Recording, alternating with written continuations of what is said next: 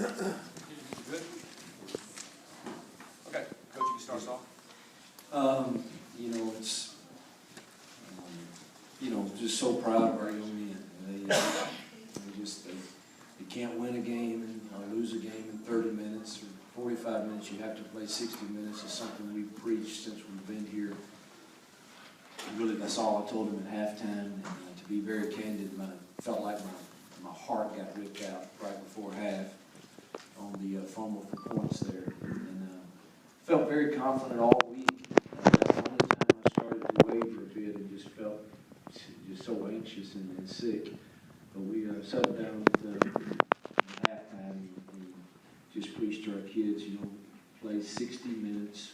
We felt like we found something right before half, and that's one thing I was wanting to try right before half, and it caused us a fumble there, but ended up helping us in the second half, and then some things that we wanted to do to try to get some points on the board. But at the end of the day, it's just we get in this job to mentor young men first, and I preach that to our staff, and I have the best staff of men that you want your kids around. And these are great life lessons. Sometimes you're on the other end of it and it stings and it hurts, and we've had our share of those, and it sure is good to get them to experience the other side of it. I give tremendous respect to Coach Saban and Alabama. They've been the gold standard for this conference for a long time. And it's a huge win for our program, our fans. It's been a tremendous day. We have the best fans in the world. Really, credit goes to God's goodness to us, His favor, and certainly our kids fought their guts out. Raise your hand, we'll bring a microphone to you. Hugh, I'm assuming that you're referring to something you saw in the passing game. Can you talk about the second half that Bo had specifically, and then what it means for you to see him have this success with all the good Bo, bad Bo narrative that goes on? I appreciate you saying that. I have respect for the job that you guys do. I know that it's not easy, but sometimes these kids take way more of the criticism than they deserve, and maybe when I don't know that they get the equal treatment on the other side of it, and I could be biased, but he managed the game extremely well for us.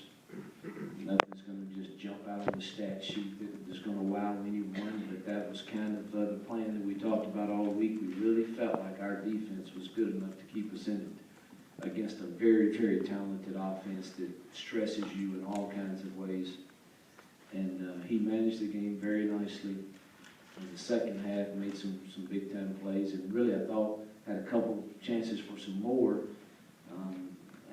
I have to watch the film. It looked like we should have called one on a little bender route, but we had a really good call for what they were in.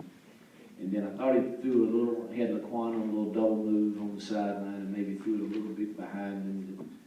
But man, just played so solid, and that throw, that last touchdown, that ball was right where it needed to be for us to score. So can't, who knows what the next week holds, but I know tonight Bo played and led his team to defeat, depends on which poll you look at, the number 1 or number 2 or number 3 team in the country, and he deserves credit for being a big part of that. Hugh, what gave you that confidence during the week, and did you feel like your team had it too? I felt confident all year, really, ever since fall camp. I really just felt like our kids, we had, number 1, defensive depth. And I know if you play good defense, you have a chance. And our special teams have been pretty solid, with the exception of here and there. But our depth over there, and, losing T and Chief and Carlos hurt it some, but just, I see the accountability growing on our team. And if you have talent and you have kids that buy into a vision and are accountable to each other and hold them accountable to doing that, there's good enough players on every team in this conference to win games. So I've just felt the peace, except for last week. I said that publicly. I felt very anxious last week with the Memphis game. I did, but this week I've enjoyed the heck out of it. I enjoyed the prep. I enjoyed our time was stressed a little bit among other obligations that Kyle gave me. But other than that, I was very confident. And I like the way our kids go about preparing for games. We don't get too emotional or too dejected. We just kind of are going about our business, and that's what I preach to them every day in here is, man, just the only thing that you can control is staying in the moment for today and preparing for whatever's next.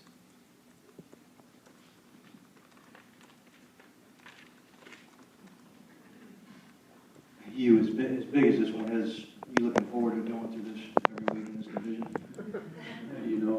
I was talking to Coach Saban before the game, and then I said, heck, in the NFC East, you can go, 8-8 or 9-7 and make the playoffs. And this deal, I've said it before in our press conferences here, I really believe all 7 teams in the West are top 25 teams. And I still believe that. We'll believe it at the end of the year, but some of us are going to have several losses. So that's the bad thing about this deal is, man, we just won.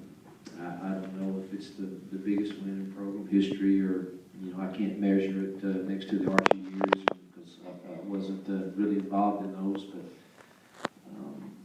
But boy, we've got to put it in the trash tomorrow because we got to go down to a very difficult place to play at College Station and play A&M. So we won't get to enjoy it too much. And we, as you know, Mark, we got all of them right in a row. So hopefully we can stay healthy. That would be big.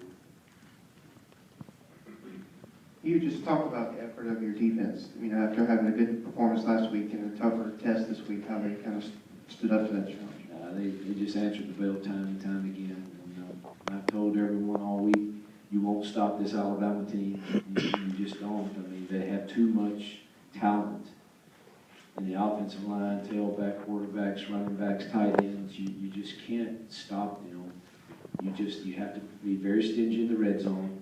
And you have to find a way to try to win some third downs and not give them explosive plays.